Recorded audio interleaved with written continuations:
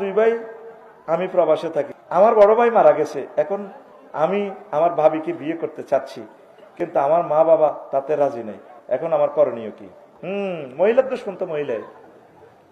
তোর মা কইব কি বুঝতি, যাই যা কবে হেতে আর একলারে খাইছে, তোরও খাইব। তুই বাবিরে এই সপ্তাহে বিয়ে করবি। বলে ভাবি আমি তোমাকে আপন করে রাখবো, আমার ভাই ভাতিজাগুলো থাকবে, তাও আমার শর্ত হলো আমি আর একটা বিয়ে করবো। তুমি আবার আমার মামলা টামলা দিও না, রাগ করিও না। আমি কুমারী একটা বিয়ে করবো, তোমারও মুরব্বী হিসাবে রাখি দিব। সাহসা ভাবি রাজি হয়নি, ওই তো না। ওরে মা গো মা, হিংসুক কমিটির মহাসচিব না আফা গরিবের লোকেরা, ঠিক কিনা? কারণ বাবির যদি বয়স 35-40 হয়, তুই যখন তেগেরা যুবক কালামের মতো হইবি, তখন বাবি এসকেরা, তখন আবার তুই আবার পড়বি বিপদে। ইয়াল্লা তোর মা বা চাইতেছে বাজি তুই কুমারী কর, তুই বাবিরও করবি কুমারীও করবি, একসাথে দুইটা কর ইনশাল্লাহ। আমিন ক। আমার প্রিয় বোনের বাবিরে রেখে দে, এই মানুষটারে দৌড়েস না, আল্লাহ তোর বরকত দিব। আমিন। তবে আবেগে হর ইচ্ছা, বয়সের সাথে মিউচুয়াল কর।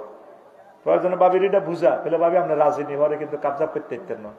এখনো না ভাবি, পরে তো তুমি আমার আপন।